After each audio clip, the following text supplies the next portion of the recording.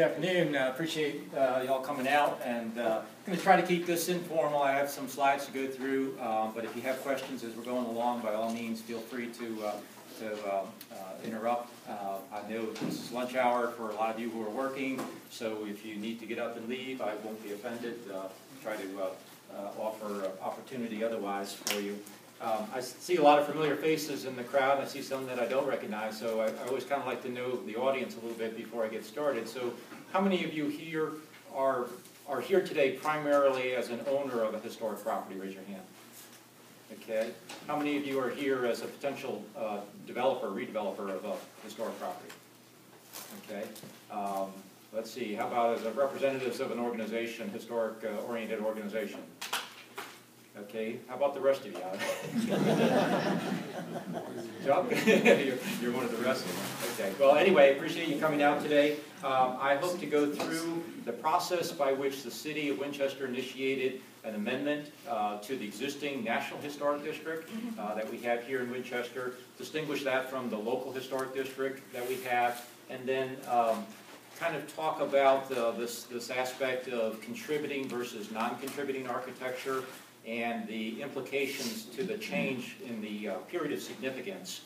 That's really one of the big things, is extending this period of significance from where it ends today at 1929, bringing it forward to 1964, and what consequences that has in terms of opportunities for people who might own those properties or be interested in purchasing them and redeveloping them. And then at the end, I'll talk just briefly about the efforts that will be upcoming with regard to expanding the National Historic District.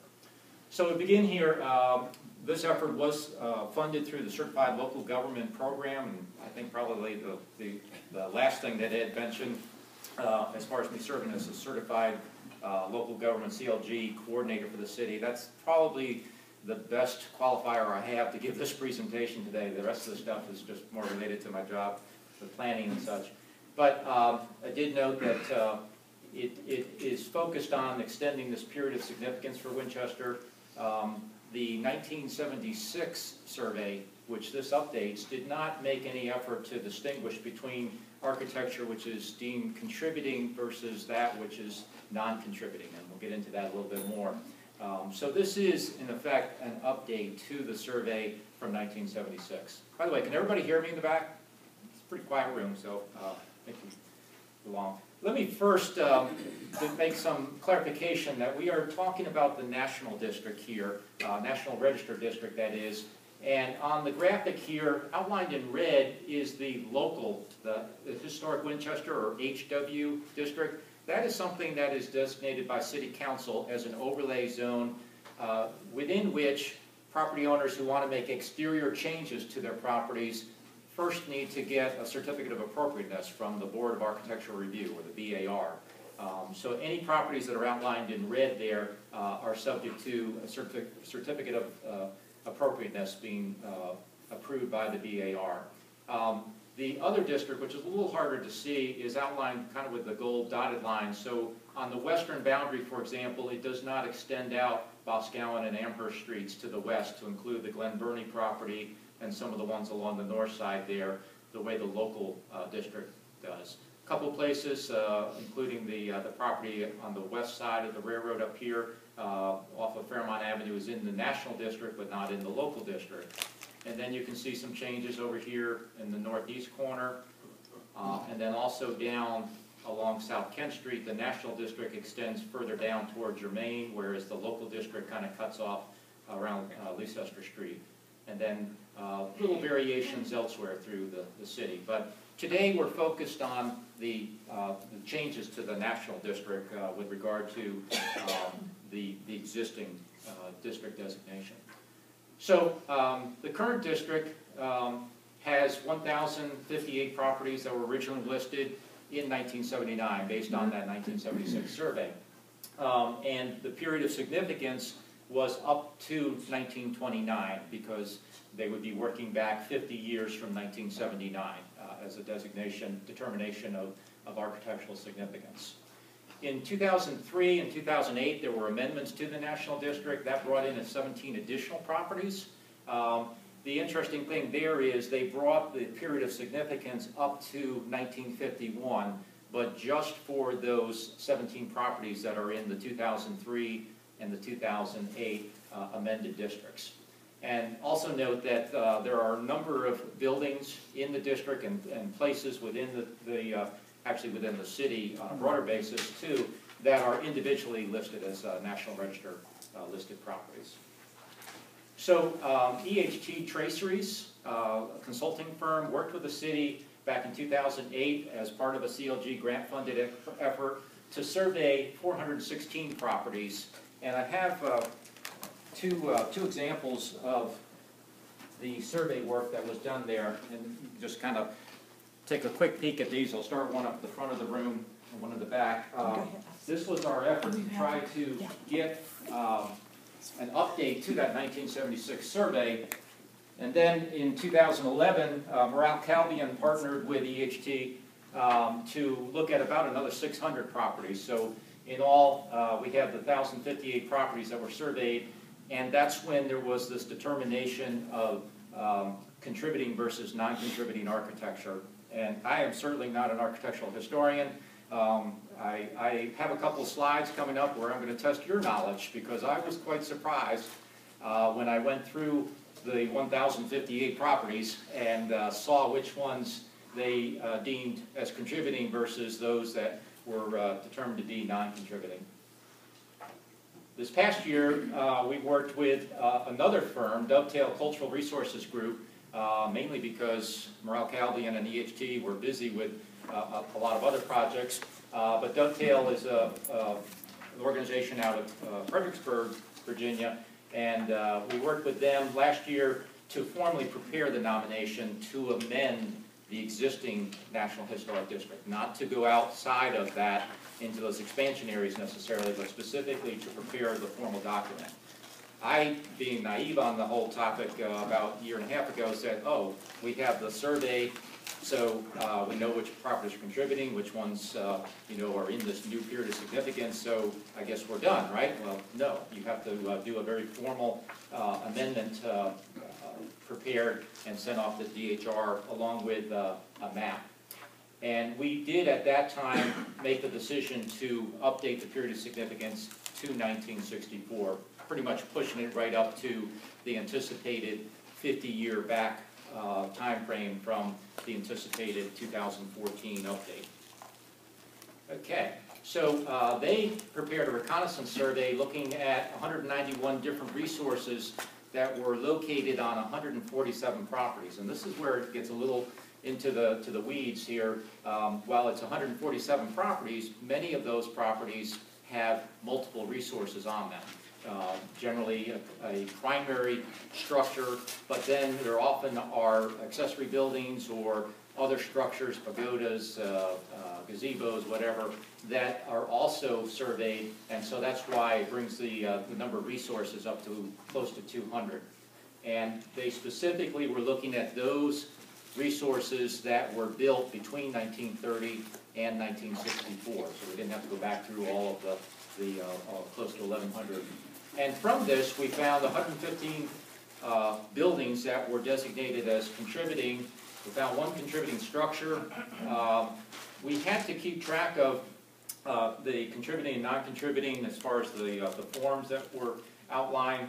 Surprisingly, only 21 structures out of the well, about a little less than 190 buildings were deemed to be non-contributing. So that's a very small number. That basically reflects the fact that Winchester has done a good job over the years of preserving what is significant, what is contributing to the local fabric from a historic preservation standpoint.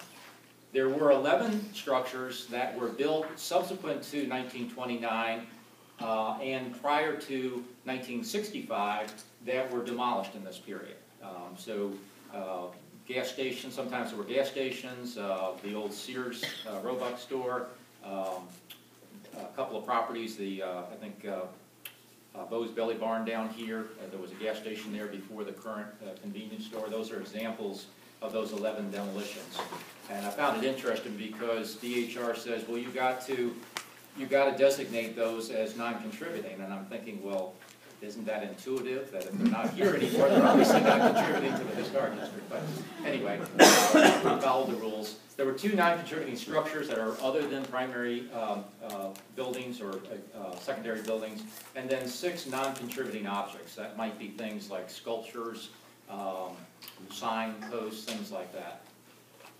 Oh, let me go back here. So here's your first opportunity to provide input. The former bank building there on the corner of Washington and Boscawen Street. Contributing or non-contributing? How many say contributing? How many say non-contributing? Okay, we have one right answer in the back of the room there. That was me. That's very good. Jim Keeper.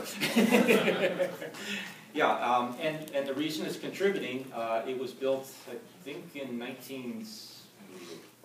late 50s, early 60s. And because it has not lost its integrity from its original purpose, its original construction, that's why it is considered contributing. So a lot of these buildings that you think are, out of place in the historic context of the district, nonetheless are deemed contributing because of what they represent in terms of an architectural style from this expanded period of significance, bringing it forward to 1964. And what we found within this period is that there are a number of resources that represent the Craftsman American Foursquare architectural style, minimal traditionalist, ranch, Tudor revival, and quite a few from what would be considered the modern movement. They also found one example of Spanish revival or mission style, and that's, I was curious when I read that. That apparently is this building up on, I believe it's North Loudon Street. Maybe North Braddock Street, one of the two. Apparently is a Spanish style, our one and only example of that architecture. But we certainly have many examples of American Foursquare throughout the historic district that are now considered a significant form of architecture, or contributing form. This is an example of a page, George. This is where I borrowed some photographs that I had of the Daniel Morgan House. And of course the Daniel Morgan House is individually listed, but it's also included in this larger, these are considered the amendment sheets or the continuation sheets, meaning that it expands upon the inventory that was done in 1976. And so I've just kind of pulled some examples from Amherst Street here in the 200 block. You can see we've got some 18th century, some 19th century, and 20th century structures. So as an example, the top one here, 220 Amherst Street, that would not have been considered contributing architecture because of its approximate age in 1940, that being after 1929, but now with the amended period of significance up to 1964, it falls into a contributing designation for the primary resource, which is the single family dwelling on that lot. But you can see this is an example of one of these properties where there are 2 other resources, one being a garage, which apparently is considered a contributing structure, and then one other resource there, which they haven't spelled out here, but it would be spelled out in that book that I'm sending around, which was considered non-contributing. George, for your property, you apparently have a lot of stuff on your property, so they've broken it all out, and we have 1, 2, 3, 4 contributing resources and 2 non-contributing resources. So that's kind of unusual to have that much stuff. George is looking at that saying, "What are we have a those things?" cemetery. I don't know where that is. Must be where you buried the dog in the backyard. That's right. Part of our responsibility at City Planning and City Winchester generally was to prepare the mapping that needs to go along with the continuation sheets that Dovetail Resources Group did. And so we were very happy to utilize our resources with GIS mapping, and we prepared these maps showing those structures from 1930 to 64 which were designated as contributing in blue, and those that are designated non-contributing in green. And we thought, wow, DHR is just going to love this. Well, they didn't. They said, we've got people who still work in a black and white kind of operation and don't understand color, so you need to get rid of the color and use some other kind of pattern. So we said, okay, we can do that. And so we came up with some patterns here to show the same information, but with different patterns so that the contributing architecture has kind of a plaid pattern, and then the non-contributing has the diagonally striped areas. So for example, where Manuel's Market was on North Braddock Street, because of even though that by age would qualify to be considered contributing, due to the alterations of that building from the large plate glass windows that were there when it was Manuel's Market to the offices that are in there now, DHR said that is no longer a contributing structure.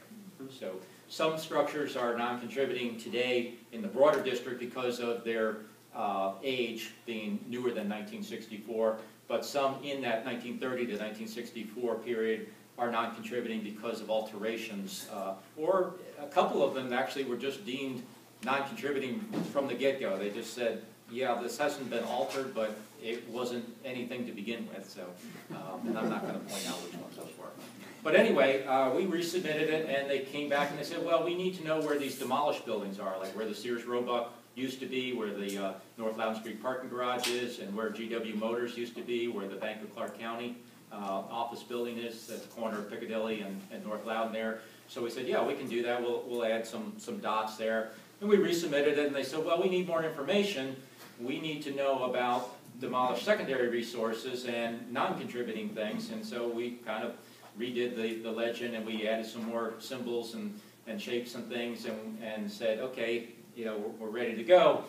And they came back and they said, well, we would like to see the 10-digit case number files, which they're generally 138-0042 and then some number after that. And that's when we kind of drew the line and said, wait a minute, this is getting out of control here. That's way too much information to try to show on a map where many of our parcels we can barely show the street address and the indication of whether it's contributing or not contributing. So we think they have agreed with us with that. Nonetheless, for all of you and folks like me who really don't need to know about all those demolished resources that are no longer contributing, we're still going to keep some color-coded mapping. So if you're if you're looking at buying a house and want to know, hey, where are these properties that are now going to be eligible for national and state tax credits, we have this colorized mapping that'll be easier to pick those out. In terms of the process, we think we're at the tail end. We hope we're at the tail end of this process, but there are some minor revisions that are being requested, particularly through the regional office. Joni Evans has been wonderful to work with, but we're hoping that we're getting to the point where there's a consensus on completeness. Like I said, the consultant did the work on the nomination forms. They were completed back in November. We finished up the mapping in December, and there was a formal submission of this in December of 2013. We hope to have an administrative approval sometime, perhaps the end of this month or maybe the first part of next month. It's important to note that we do not need to go in front of the state board with this because the district already exists. We're simply clarifying the contributing versus non-contributing and extending the period of significance. So it does not require a public hearing. It does not require state board approval. It's really just an administrative approval by DHR staff. And then by mid-year, we're hoping that it will actually be formally listed on the Virginia Landmarks Registry. The key to that is that we have some developers who have undertaken historic renovations of properties in that 1930 to 1964 time frame, and they would like to realize the tax benefits for the 2013 calendar year. As long as this is all wrapped up by June of this year, they'll be good to take advantage of that. So what are some of the benefits then of having this historic district and the update with the updated period of significance? Well, first of all, DHR recently made the migration to their VCRIS database, which, do any of you access DHR's database? I mean, it's a wonderful resource, but it is extremely difficult to navigate in terms of user friendliness. They're working on some of that, but you have to have a subscription to it in order to utilize it. So it's typically the consulting firms like Morrell Calvi and EHT and Dovetail that make use of that. But this is going to be a significant improvement to what they had previously from their old system based on the 1976 survey. I've mentioned already the fact that we're making the distinction of contributing and non-contributing. It's going to help the local Board of Architecture review significantly with their review of projects, particularly those where someone wants to demolish part or all of a structure. If it's a non-contributing structure, the board is probably going to be a lot more receptive to that than if it is something that has been distinguished as a contributing architectural resource. The inventory expands the list of structures for which a property owner or a purchaser could pursue state and federal tax credits. We had, as you saw there, somewhere just under 200 resources that are now going to fall into that category of eligibility. But the other thing to keep in mind is while this has benefits from an economic development standpoint, the bottom point here is something that Kathleen Kilpatrick, former director of DHR, was always emphasizing, and in that, this is more about the awareness and appreciation of these architectural, cultural, and historic resources. That's the first and foremost, that is the purpose of doing this. The fact that we have legislation that allows for tax credits is secondary to that overall effort. Okay, I'm going to shift now to the expansion district. The survey work for that was actually completed in 2011. We have what are called PIFs, preliminary information forms. That's a DHR term. That was approved by the State Review Board in 2012. We applied last year for additional CLG funding to try to undertake a contract with a consultant to do the nomination for the expansion area. That went unfunded, but fortunately they did fund the effort to do the nomination for the amendment to the existing district. We will reapply this year. We anticipate that the cost will be somewhere between $15,000 and $19,000, hoping that 50% of that will be covered by CLG funds. And we actually found that there were about 5 geographic areas that were areas identified as possible expansions of the existing district. So what you see in this area here, that's the existing district. And then the 5 areas include this area up along Fairmont Avenue, Morgan Street, and coming down to Boscawen Street. That's kind of a close-in, primarily residential area that is proposed for inclusion. And then another one that extends out Amherst Street to coincide with the boundaries of the local HW, Historic Winchester District. So that would include, for example, where the historic home is on the Glass Glen Burney Foundation property. And so those two in particular are focused on having some correspondence between the boundary of the local district and the national district. If you're going to be subject to BAR approval with exterior modifications, it only makes sense that you ought to be able to take advantage of the state and federal tax credits if you choose to do investment in your property that you could realize those benefits. Along South Stewart Street and going up the side streets, including on both sides of the hospital there, 333 West Cork Street. Interesting, we were kind of hoping that the old hospital would fall into a category of contributing architecture so that anyone who would want to redevelop that property would realize those tax credits. So far, they're suggesting that the old hospital is non-contributing architecture. And of course, there were some substantial changes that were made to that after the hospital moved to the Amherst campus in 1990, and I think that's part of what's tripping them up on that designation. A fourth area is down along Girard Street, the north side of Girard Street, and running up the north-south streets, including Braddock, Cameron, and Loudon, and a little bit of Kent Street, to where the existing HW district boundary coincides. And then the fourth one is over here. It's really 2 properties for the most part, the Moose Lodge property and the Edge Hill property. It actually does include Evans Home, so 3 properties for, in there that, again, they're in the local historic district, and so that would have correspondence between the boundaries. There is another area up here, generally part of the north end, along North Kent Street, Highland, West, and then extending out National Avenue, East Piccadilly Street, and Woodstock, well, not Woodstock Lane, but East Piccadilly. That is an area that the consultants suggested that probably would be too much to try to pull in with this initial effort, but we at the city are interested in a future possible expansion of the National District to include resources that are in that area. But the 4 that are around the boundaries here, otherwise that are falling, with the exception of the west area here, they're generally making for a corresponding boundary. Those will be the first priority here. So we know that that is going to require a public hearing because it is a physical expansion of the district, not just an amendment. It will be a new nomination. We intend to pursue the same period of significance. Anything that's built prior to 64 would be eligible for the tax credits. The initial reconnaissance showed that we had 320 primary resources in that district. Of those, 292 were initially deemed to be contributing. So again, a lot of contributing architecture in Winchester. It's really, the consultants were quite honestly surprised at how much contributing architecture Winchester has, even in these areas where we don't have the National District in place. And with this expansion, they have identified a number of architectural styles, including the Georgian, Modern Movement, American Foursquare, Ranch, Colonial Revival.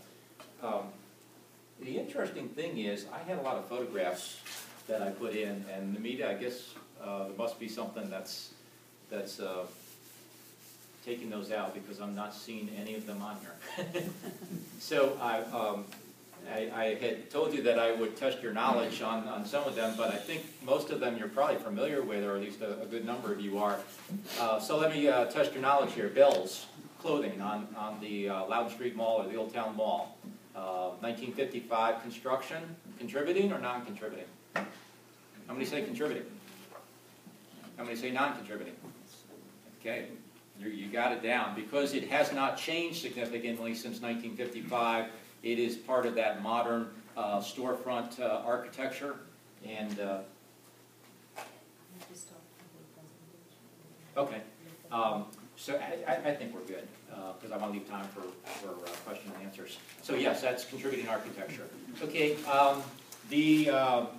the former 7-Eleven building, which is now Mountain Trails out on East Cork Street.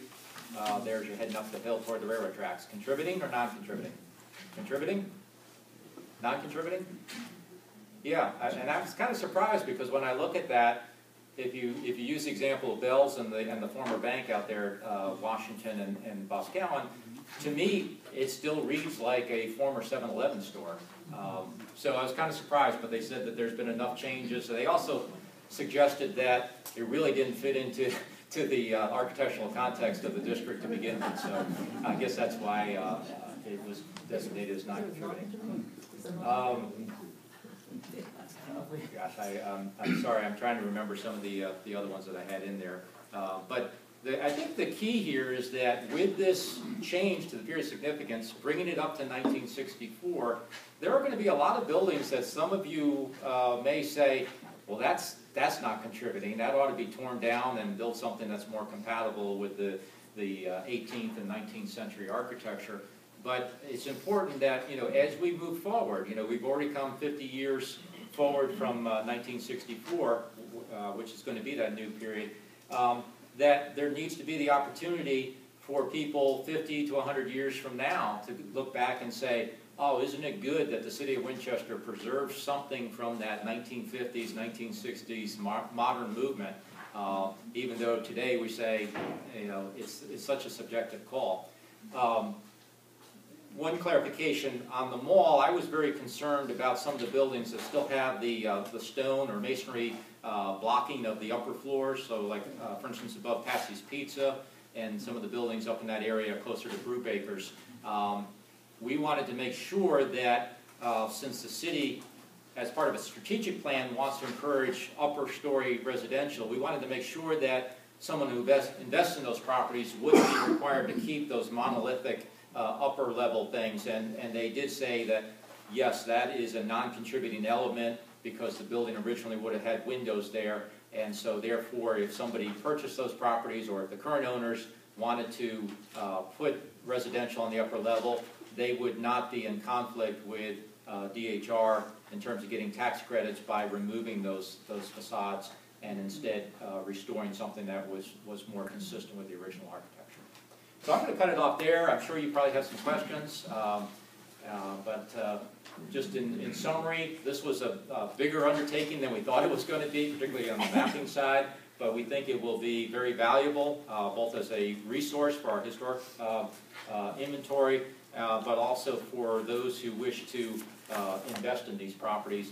And we are going to be better prepared to go into the effort for the expansion, hopefully later this year if we get the grant.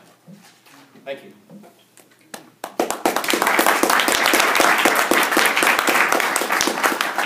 So it looks like we got plenty of time for questions and answers. Be glad to take some questions.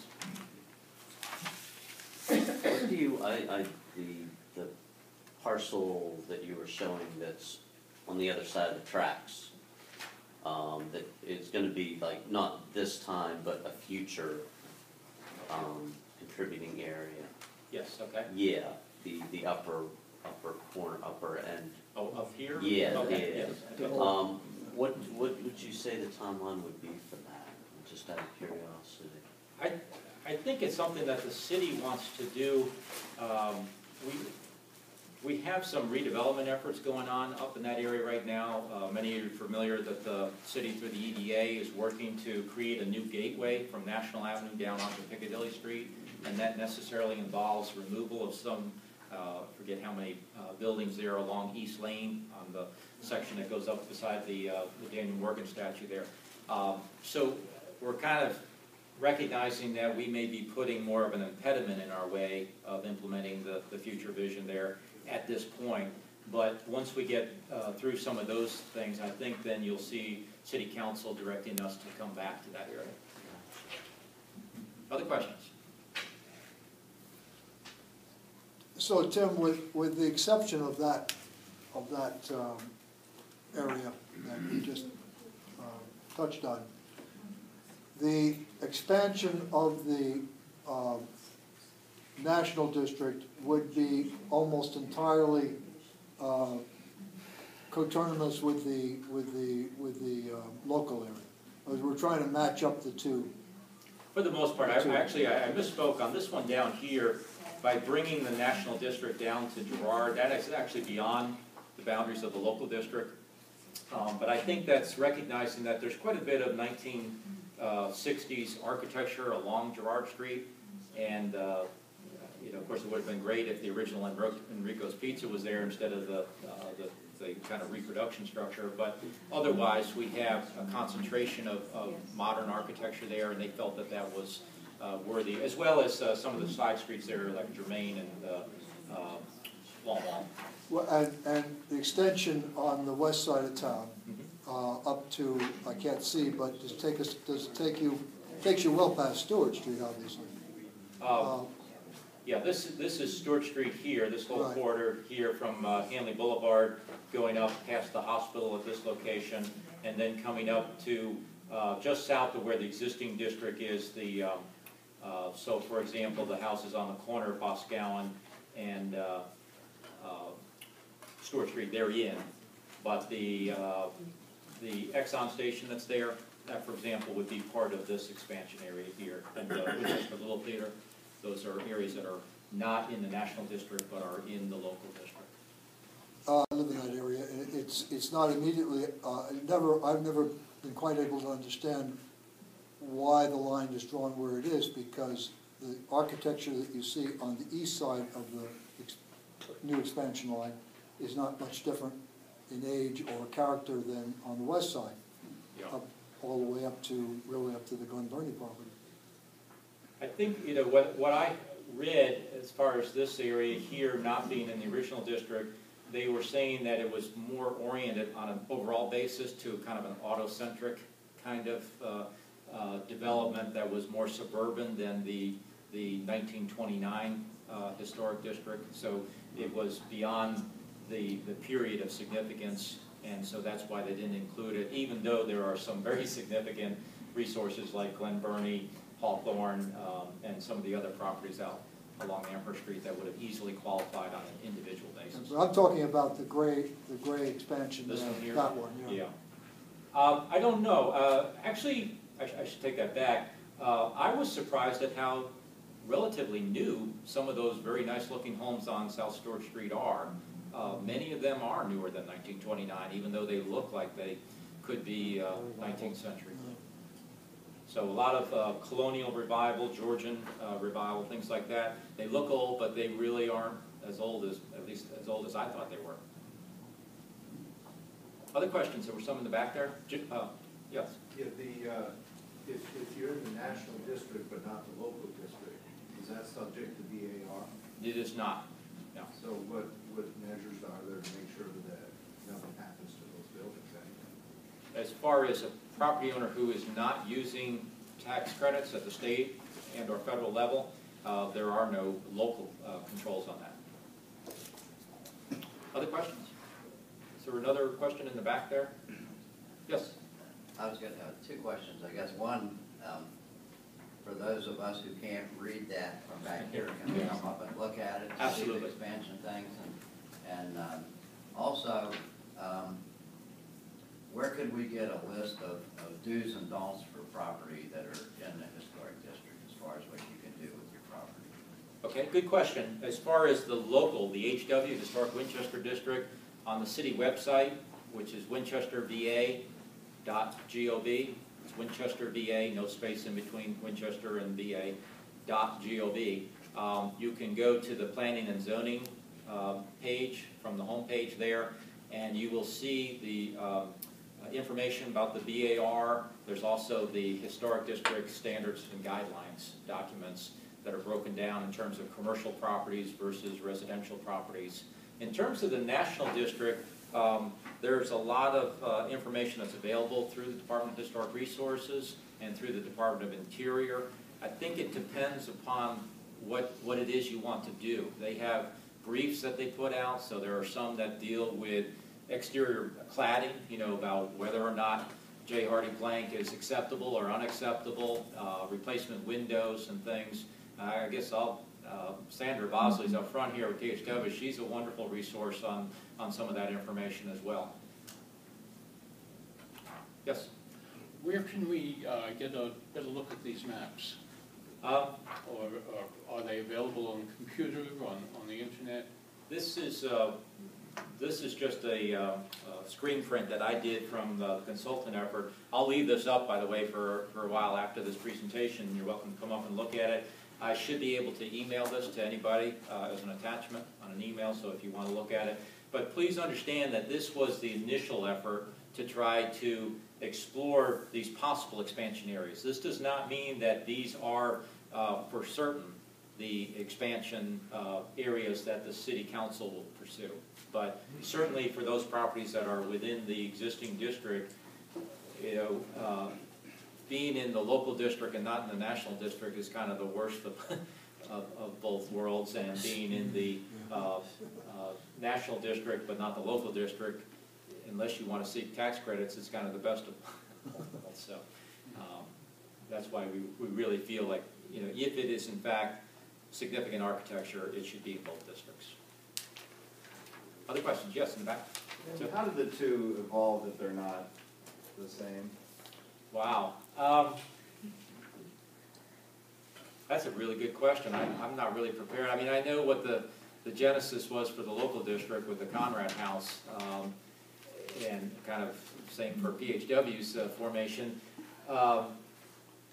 But in terms of why they decided not to have coterminous boundaries, I don't know the answer. Does anybody here know that? I see some folks who maybe are better informed on that topic than I am. Anybody know? I'll have to get back to you, Tim. I really don't know. And also I was wondering about the contributing versus non-contributing. Who makes that final determination? Because it sounds like it can go either way sometimes, and sometimes I read these and I disagree with the assessment, and I could make a counter argument for, you know, the opposite case. Yes. So I have not been involved directly with an individual property.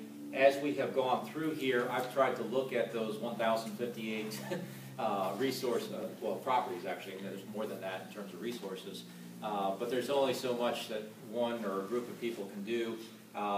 There are some where I have argued and they have agreed, they being DHR representatives and the folks at Dovetail, that something that they had initially designated as contributing was in fact probably better designated as non-contributing and vice versa. I think it's up to the person who has that property who may want to redevelop it. Where I see that particularly coming into play is if, okay, I'm among friends here. Let's use the Gavis property as an example. So I don't think there's any question that the primary residence there is contributing architecture, Second French Empire.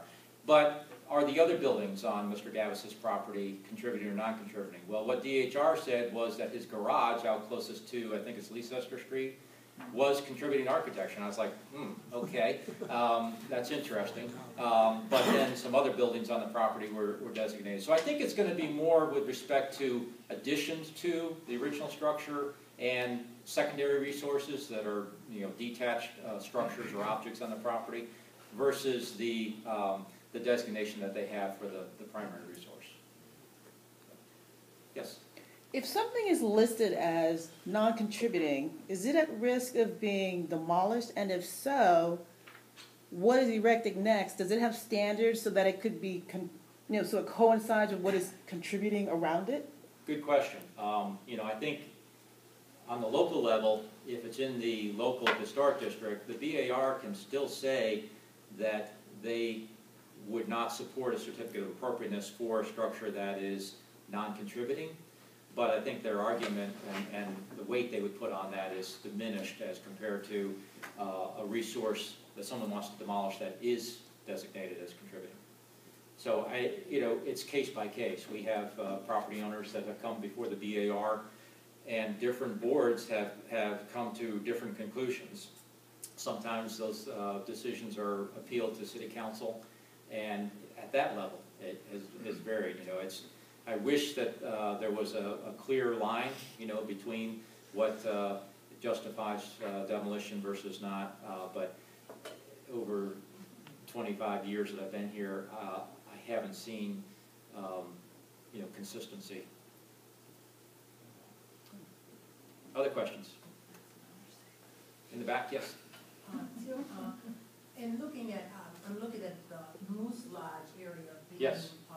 Within the boundary, and looking at the Elks Lodge that's on North Kent Street. Yes. How is it determined? Was it determined by the consultants that area not be included, since that building is maybe about 100 years old in that area, which 1800s. Yes. Which the tax incentives would be good to help restore a building like that. Right, good point. I think, to answer your question, the Moose Lodge itself probably is not, I'm guessing it's probably not designated as contributing, because I think it was built after 1964. It was there before I got here, but I think it's like 1980s construction, maybe something like that. But it has the Jacob Senseney house where Edge Hill is, and then it's already in the local district. So I think that's why, rather than having a donut hole around it and extending completely around it to get the Edge Hill property in, they said, well, let's just expand out. Up here where the district, that is the local district, doesn't already go up to there, that's probably why they haven't pulled it in. Now, the Elks Lodge up on North Braddock Street probably would warrant individual nomination on the register. So it doesn't mean that it can't enjoy those same benefits in terms of state and federal tax credits. Of course, as a private lodge, it's probably exempt from taxes anyway, so I'm not sure how much of a benefit that it would realize if it's strictly to get those state and federal tax credits. But that would be worth asking if it's something that the DHR maybe would help to secure the individual nomination on it. Anybody else have any suggestions for her on that topic? Jody Evans. She's very good at, if you want to be able to nominate a building as an individual resource, definitely talk to Jody Evans, who is in the Stephen City office. Because the first hearing goes through them. It's a public hearing that they're going to have